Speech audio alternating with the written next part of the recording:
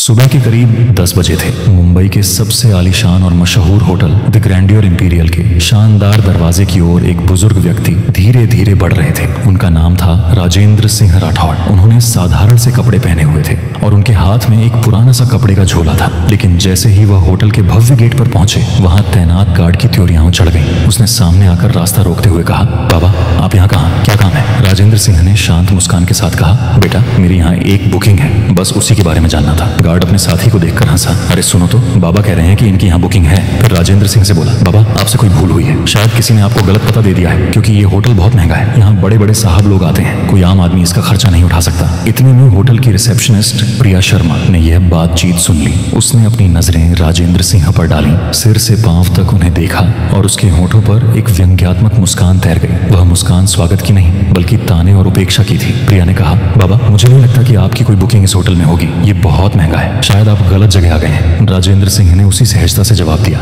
बेटी एक बार सिस्टम में देख तो लो, शायद मेरी बुकिंग मिल जाए। प्रिया ने लापरवाही से कंधे उचकाए और कहा, ठीक है, इसमें वक्त लगेगा, आप उस कोने में वेटिंग एरिया में बैठ जाइए। राजेंद्र सिंह ने सिर हिलाया और धीरे धीरे वेटिंग एरिया की ओर बढ़ गए। लॉबी में मौजूद कई मेहमान उन्हें अजीब नजरों से घूर रहे थे। किसी ने धीरे से कहा, लगता है मुफ्त का खाना खाने आया है। कोई और बोला, इसकी तो औकात भी नहीं है कि यहाँ का एक गिलास पानी खरीद सके। राजेंद्र सिंह ने यह सब सुना, लेकिन वे चुप रहे। वह कोने में रखी एक कुर्सी पर बैठ गए, झोला जमीन पर रखा और दोनों हाथ अपनी छड़ी पर टिकाकर खामोश बैठे रहे। लॉबी का माहौल अजीब हो चुका था। लोग चाय और कॉफी की चुस्कियां लेते हुए उन्हीं की तरफ इशारा करके बातें बना रहे थे।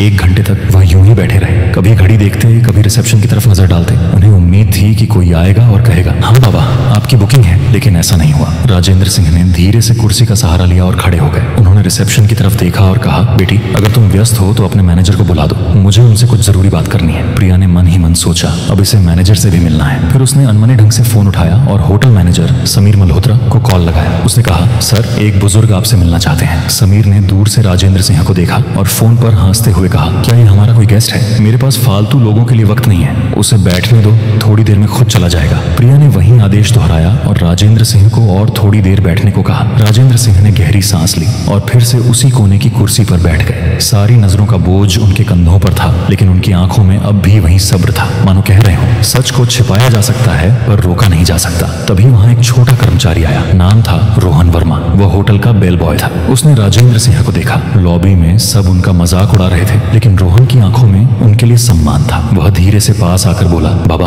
आप कब से बैठे हैं, क्या किसी ने आपकी मदद नहीं की? राजेंद्र सिंह ने मुस्कुराकर उसकी ओर देखा और कहा, बेटा मैं मैनेजर से मिलना चाहता हूँ और लगता है वो बहुत व्यस्त है। रोहन का चेहरा कस गया। वह बोला, बाबा आप चिंता मत करो, मैं अभी उनसे बात करता हूँ। रोहन तेज कदमों से मैनेजर के केबिन की ओर गया। समीर मल्होत्रा ने इशारे से पूछा, क्या बात है? रोहन ने आदर से कहा, सर लॉबी में एक बुजुर्ग बैठे हैं, वो आपसे मिलना चाहते हैं। समीर ने भौहें चढ़ाई और ठंडी आवाज में बोला, रोहन तुम्हें कितनी बार कहा है कि फालतू लोगों से दूर रहो, वह कोई गेस्ट नहीं है। रोहन ने धीरे से कहा, लेकिन सर उन्होंने कहा है कि उन्हें आपसे जरूरी बात करनी है। समीर हंस पड़ा, जरूरी बात? तुम्हें अंदाजा भी है यहाँ कितने करोड़ का कारोबार होता है और तुम मुझे ऐसे बाबा से मिलवाना चाहते हो? जाओ अपना काम करो। रोहन चुपचाप सिर झुकाकर बाहर चला आया। उसने राजेंद्र सिंह के पास बैठकर कहा, बाबा मैंने कोशिश की, लेकिन मैनेजर साहब अब भी नहीं मिलना चाहते। राजेंद्र सिंह ने मुस्कुराकर उसके कंधे पर हाथ रखा और बोले, कोई बात नहीं बेटा, तुमने कोशिश की, यही मेरे लिए काफी है। करीब 1 घंटा और बीत चुका था। राजेंद्र सिंह अब और चुपचाप नहीं बैठ पाए। उन्होंने अपनी छड़ी उठाई, झोला कंधे पर टांगा और सीधे मैनेजर समीर मल्होत्रा के केबिन की ओर बढ़ गए। जैसे ही राजेंद्र सिंह ने केबिन का दरवाजा खोला, समीर अपनी घूमने वाली कुर्सी पर अकड़ के साथ बैठा था। उसने कहा, हाँ बाबा बताइए, इतना शोर क्यों मचा रखा है? राजेंद्र सिंह ने धीरे से झोले से एक लिफाफा निकाला। उसे आगे बढ़ाते हुए बोले, ये मेरी बुकिंग और होटल से जुड़ी कुछ जानकारी है, कृपया एक बार देख लीजिए। समीर ने हंसते हुए लिफाफा हाथ में लिया, लेकिन खोले बिना ही टेबल पर पटक दिया। बाबा मैं लोगों की शक्ल देखकर ही उनकी औकात पहचान लेता हूँ, और आपकी शक्ल बता रही है कि आपके पास कुछ नहीं है। ये होटल आपके बस का नहीं, बेहतर होगा आप यहाँ से चले जाएं। राजेंद्र सिंह ने उसकी आंखों में देखा। उनकी आवाज अब गहरी और गंभीर हो चुकी थी। बेटा बिना देखे कैसे तय कर लिया? सच्चाई अक्सर वैसी नहीं होती जैसी दिखती है। यह सुनकर समीर जोर से हंसा। मुझे किसी कागज को देखने की जरूरत नहीं है। राजेंद्र सिंह ने गहरी सांस ली। ठीक है, जब तुम्हें यकीन नहीं है तो मैं चला जाता हूँ, लेकिन याद रखना जो तुमने आज किया है उसका नतीजा तुम्हें भुगतना पड़ेगा। इतना कहकर वो होटल से बाहर निकल गए। समीर अपनी कुर्सी पर बैठा मुस्कुराता रहा। इसी बीच बेल बॉय रोहन वर्मा उस लिफाफे की तरफ बढ़ा। उसने धीरे से उसे उठाया और चुपचाप अपने कंप्यूटर की ओर चला गया। लिफाफे में लिखी जानकारी के आधार पर उसने होटल का पुराना रिकॉर्ड खंगाला। कुछ कुछ ही देर में उसकी आंखें फटी की फटी रह गईं। स्क्रीन पर साफ लिखा था, राजेंद्र सिंह राठौड़, होटल के 65% शेयरों के मालिक और संस्थापक सदस्य। रोहन की सांसें तेज हो गईं।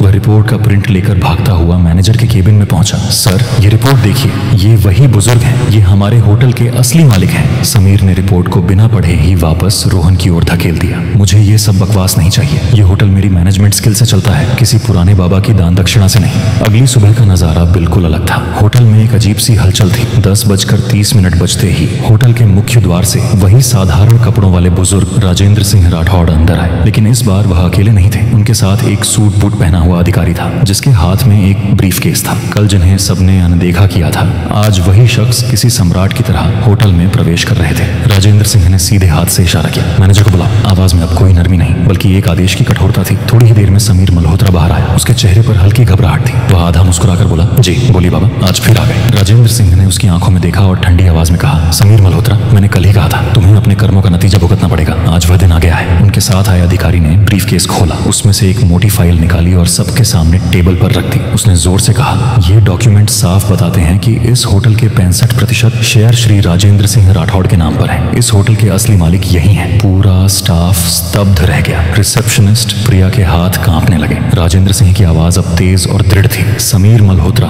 आज से तुम इस होटल के मैनेजर नहीं रहोगे। तुम्हारी जगह अब रोहन वर्मा इस पद को संभालेगा। समीर गुस्से से कांपते हुए बोला, आप होते कौन है मुझे हटाने वाले? राजेंद्र सिंह गरजते हुए बोले, ये होटल मैंने बनाया है। इसकी नींव मेरी मेहनत से रखी गई थी। फिर उन्होंने रोहन को पास बुलाया। उसके कंधे पर हाथ रखते हुए कहा, तुम्हारे पास धन नहीं था, लेकिन दिल में इंसानियत थी। यही असली काबिलियत है, इसलिए तुम इस पद के हकदार हो। रोहन की आंखों से आंसू बह निकले। फिर उन्होंने रिसेप्शनिस्ट प्रिया की ओर देखा। प्रिया, तुम्हारी ये पहली गलती है, इसलिए तुम्हें माफ कर रहा हूँ, लेकिन याद रखना, इस होटल में कभी किसी को उसके कपड़ों से मत आंकना। हर इंसान की इज्जत बराबर है। प्रिया ने हाथ जोड़ लिए और रोते हुए माफी मांगी। राजेंद्र सिंह ने चारों तरफ देखा और ऊंची आवाज में कहा, सुन लो सब लोग, ये होटल सिर्फ अमीरों का नहीं है। यहाँ इंसानियत ही असली पहचान होगी। जो भी अमीर गरीब का फर्क करेगा, वह इस जगह पर रहने लायक नहीं होगा। लॉबी में मौजूद मेहमानों ने जोरदार तालियां बजाई। राजेंद्र सिंह ने अंत में कहा, असली अमीरी पैसे में नहीं, सोच में होती है। अगर सोच बड़ी हो तो इंसान खुद ही बड़ा बन जाता है। इतना कहकर वह अधिकारी के साथ होटल से बाहर निकल गए। उस दिन के बाद होटल का माहौल पूरी तरह बदल गया। स्टाफ अब हर मेहमान के साथ सम्मान से पेश आता। लोग कहते, राजेंद्र सिंह ने सिर्फ एक होटल नहीं बनाया, बल्कि इंसानियत की नींव भी रखी थी।